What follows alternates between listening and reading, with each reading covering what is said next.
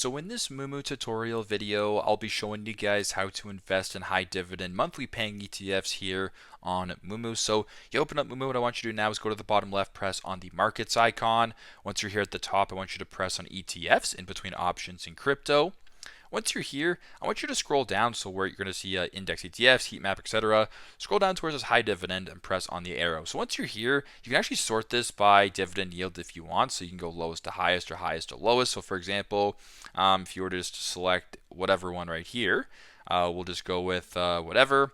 If you go down to the right, slide this bar to the right, it says dividend frequency. And there's quarterly, which means that obviously every quarter it'll pay monthly. If you're looking for monthly paying ETFs, that's what you're looking for. If you want to sort this by monthly, just press on the frequency button right here. Now the monthlies will show you guys at the top. So here you go. There's a bunch of different options right here. You can go ahead and select one if you're choosing. Type that into the search bar at the top right, type in the ticker symbol, and then proceed with the purchase that way. So this is how to identify and how to invest in high dividend monthly paying ETFs here on the Moomoo application. Thanks again for watching, and I hope this video helps.